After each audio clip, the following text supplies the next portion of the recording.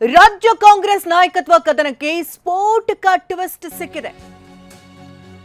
CM ಸ್ಥಾನಕ್ಕೆ ಸಿದ್ದರಾಮಯ್ಯ ಬಹುತೇಕ ರಾಜೀನಾಮೆ ನೀಡುವಂತ ಸಾಧ್ಯತೆ ದಟ್ಟವಾಗಿದೆ.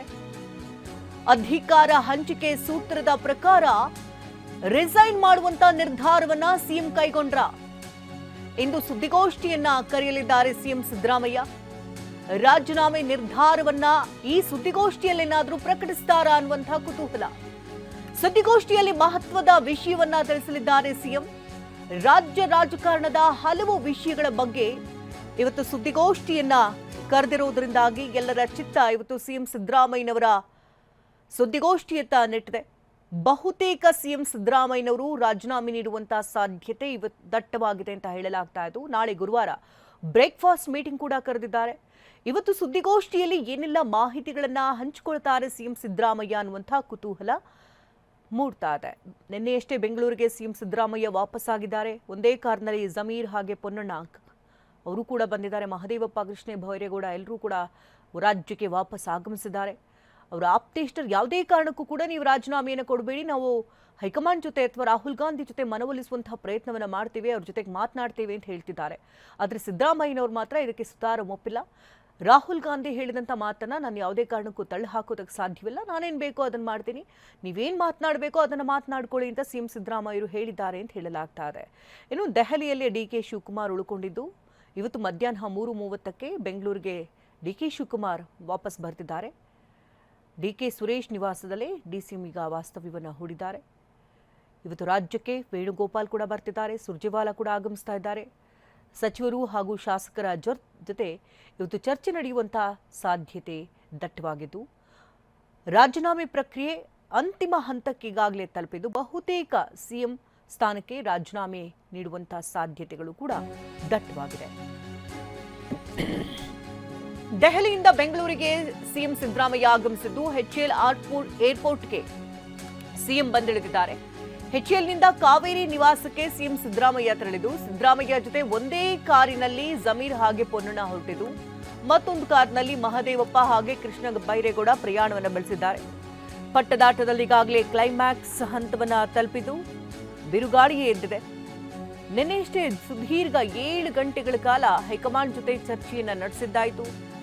ಅಧಿಕಾರ ಹಂಚಿಕೆ ವಿಚಾರಕ್ಕೆ ಸಂಬಂಧಪಟ್ಟಂತೆ ಕೊಟ್ಟ ಮಾತಿನಂತೆ ನಡೆದುಕೊಳ್ಳಬೇಕು ಅನ್ನುವಂತಹ ನಿಟ್ಟಿನಲ್ಲಿ ಸಿಎಂ ಸಿದ್ದರಾಮಯ್ಯನವರ ಜೊತೆ ಹೈಕಮಾಂಡ್ ನಾಯಕರು ಮನವೊಲಿಸುವಂತಹ ಪ್ರಯತ್ನಗಳನ್ನು ಮಾಡಿದ್ರು. ಸುದೀರ್ಘ 7 ಗಂಟೆಗಳ ಕಾಲ ಅಲ್ಲಿ ಮಾತುಕತೆಗಳಾಯಿತು.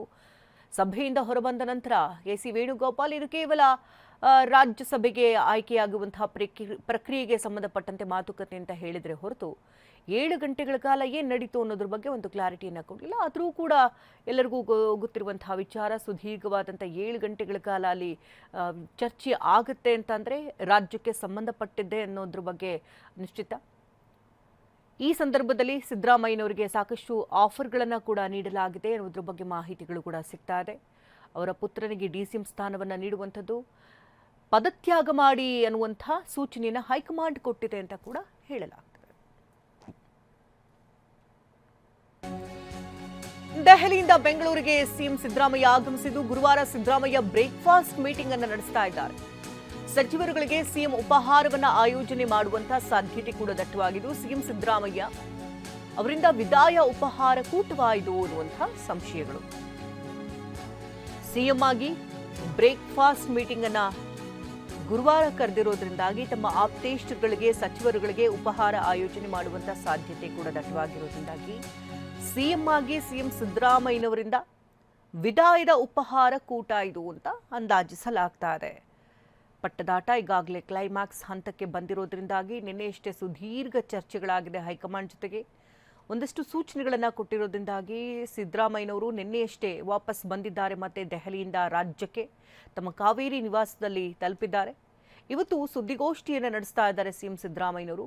ಹಾಗಾಗಿ ಇವತ್ತೇ ಒಂದು ನಾಂತಿಯನ್ನು ಆಡ್ತಾರೆ. ಯಾಕಂದರೆ ಸಾಕಷ್ಟು ದಿನಗಳಿಂದ ಈ ವಿಚಾರ ಮುನ್ನೆಲೆಗೆ ಬರ್ತಾ ಇತ್ತು. ಸಿಎಂ ಚೇಂಜ್ ಆಗ್ತಾರೆ, ಅಧಿಕಾರ ಹಸ್ತಾಂತರ ಆಗುತ್ತೆ ಅನ್ನೋದ್ರ ಬಗ್ಗೆ ಹೈಕಮಾಂಡ್ ಒಂದು ಕ್ಲಾರಿಟಿಯನ್ನು ಕೊಡಲಿ ಅಂತ ಹಲವು ನಾಯಕರುಗಳು ಕೂಡ ಹೇಳ್ತಾ ಬರ್ತಾ ಇದ್ರು. ಇನ್ನು ಸಿಎಂ ಸಿದ್ದರಾಮಯ್ಯನವರೇ ಪೂರ್ಣಾವಧಿ ಸಿಎಂ ಆಗ್ತಾರೆ ಅಂತ ಕೂಡ ಹೇಳಲಾಗ್ತಾ ಇತ್ತು. ಆದ್ರೆ ಕೊಟ್ಟ ಮಾತಿನಂತೆ ಸಿಎಂ ಸಿದ್ದರಾಮಯ್ಯನವರು ನಡ್ಕೊಳ್ಬೇಕು ಅನ್ನುವಂಥ ಮಾತುಗಳು ಕೂಡ ಮತ್ತೊಂದು ಬಣದಿಂದ ಕೇಳಿ ಬರ್ತಿತ್ತು. ಇದಕ್ಕೆಲ್ಲ ಹೈಕಮಾಂಡ್ ಈಗ ತಿಲಾಂಜಲಿಯನ್ನ ಹಾಕಿದೆ. ಸಿಎಂ ಸ್ಥಾನಕ್ಕೆ ರಾಜೀನಾಮೆ ನೀಡಲು ಸಿದ್ದರಾಮಯ್ಯನವರು ನಿರ್ಧಾರವನ್ನ ಕೈಗೊಂಡಿದ್ದಾರೆ ಅಂತ ಹೇಳಲಾಗ್ತಾ ಇತ್ತು. ಇಂದು ಬೆಂಗಳೂರಿಗೆ ಕೆಸಿ ವೇಣುಗೋಪಾಲ್ ಹಾಗೆ ಸುರ್ಜೇವಾಲಾ ಆಗಮಿಸ್ತಾ ಇರುವುದರಿಂದಾಗಿ ರಾಜೀನಾಮೆ ಪ್ರಕ್ರಿಯೆ ಬಗ್ಗೆ ನಿರ್ಧಾರ ಮಾಡುವಂತ ನಾಯಕರು, ಸಚಿವರು, ಶಾಸಕರ ಜೊತೆ ಹೈಕಮಾಂಡ್ ಇವತ್ತು ಚರ್ಚೆ ನಡೆಸುವಂತಹ ಸಾಧ್ಯತೆ ಕೂಡ ದಟ್ಟವಾಗಿದೆ. ಸಿಎಂ ಸ್ಥಾನಕ್ಕೆ ಸಿದ್ದರಾಮಯ್ಯನವರು ರಾಜೀನಾಮೆ ನೀಡಬೇಕು ಅನ್ನೋ ನಿಟ್ಟಿನಲ್ಲಿ ಹೈಕಮಾಂಡ್ ಸೂಚನೆ ಕೊಟ್ಟಿರುವಂತಹ ಬೆನ್ನಲ್ಲೇ ಸಿಎಂ ಸಿದ್ದರಾಮಯ್ಯನವರು ಇವತ್ತು ರಾಜೀನಾಮೆಯನ್ನ ನೀಡುವುದಕ್ಕೆ ಒಪ್ಪಿಗೆಯನ್ನ ಸೂಚಿಸಿದ್ದಾರೆ. ಇದರಂತೆ ಇವತ್ತು ಬೆಂಗಳೂರಿಗೆ ಕೆಸಿ ವೇಣುಗೋಪಾಲ್ ಹಾಗೆ ಸುರ್ಜೇವಾಲಾ ಕೂಡ ರಾಜ್ಯಕ್ಕೆ ಆಗಮಿಸ್ತಾ ಇರುವುದರಿಂದಾಗಿ ರಾಜೀನಾಮೆ ಪ್ರಕ್ರಿಯೆ ಬಗ್ಗೆ ಅವರು ನಿರ್ಧಾರ ಮಾಡುವಂತಹ ಸಾಧ್ಯತೆಗಳಿದ್ದು, ಹಲವು ನಾಯಕರು, ಸಚಿವರು, ಶಾಸಕರೊಟ್ಟಿಗೆ ಇವತ್ತು ಹೈಕಮಾಂಡ್ ನಾಯಕರ ರಾಜ್ಯಕ್ಕೆ ಆಗಮಿಸ್ತಾ ಇರೋದ್ರಿಂದಾಗಿ ಅವರು ಅವರೊಟ್ಟಿಗೆ ಚರ್ಚೆಯನ್ನು ಮಾಡಲಿದ್ದಾರೆ. ಮುಂದೆ ಆಗಬಹುದಾದಂತಹ ಸಾಧಕ ಬಾಧಕಗಳ ಬಗ್ಗೆ ಕೂಡ ಸಂಪೂರ್ಣವಾಗಿ ಚರ್ಚೆಯನ್ನು ಮಾಡ್ತಾರೆ. ಸ್ವಲ್ಪ ಹೆಚ್ಚು ಕಡಿಮೆ ಆದರೂ ಕೂಡ ಇದು ವಿಪಕ್ಷಗಳಿಗೆ ಆಹಾರವಾಗುತ್ತೆ. ಆ ನಿಟ್ಟಿನಲ್ಲಿ ಪಕ್ಷವನ್ನು ಮುಂದೆ ಯಾವ ರೀತಿ ಕೊಂಡೊಯ್ಯಬೇಕು, ಒಂದು ವೇಳೆ ಸಿಎಂ ಸಿದ್ದರಾಮಯ್ಯನವರು ಇವತ್ತೇ ರಾಜೀನಾಮೆಯನ್ನು ಕೊಟ್ಟರೆ ಅಧಿಕಾರ ಹಸ್ತಾಂತರ ಯಾವ ರೀತಿ ಆಗುತ್ತೆ, ಅಧಿಕಾರ ಸ್ವೀಕಾರ ಸಂದರ್ಭದಲ್ಲಿ ಏನೆಲ್ಲ ಬದಲಾವಣೆಗಳನ್ನು ಮಾಡಬೇಕಾಗುತ್ತೆ, ಎಲ್ಲರನ್ನೂ ಕೂಡ ಖುಷಿಪಡಿಸಬೇಕಾದಂತಹ ಸಂದರ್ಭ, ಎಲ್ಲರನ್ನು ತೆಪ್ಪಗಾಗಿಸಬೇಕಾಗುತ್ತೆ. ಹಾಗಾಗಿ ಹೈಕಮಾಂಡ್ ನಾಯಕರು ರಾಜ್ಯಕ್ಕೆ ಆಗಮಿಸ್ತಾ ಇದ್ದು ಸಚಿವರು ಹಾಗೆ ಶಾಸಕರೊಟ್ಟಿಗೆ ಕುಳಿತು ಚರ್ಚೆಯನ್ನ ಮಾಡ್ತಾರೆ. ಮುಂದೆ ಏನೆಲ್ಲ ಬೆಳವಣಿಗೆಗಳಾಗುತ್ತೆ, ಏನೆಲ್ಲ ಬದಲಾವಣೆಗಳಾಗುತ್ತೆ, ಒಂದು ವೇಳೆ ಆಗಿದ್ದೇ ಆದಲ್ಲಿ ಅದನ್ನು ಯಾವ ರೀತಿ ಸರಿದೂಗಿಸಬೇಕು ಅನ್ನೋದ್ರ ಬಗ್ಗೆ ಕೂಡ ಮಾತುಕತೆಯನ್ನು ನಡೆಸಲಿದ್ದಾರೆ.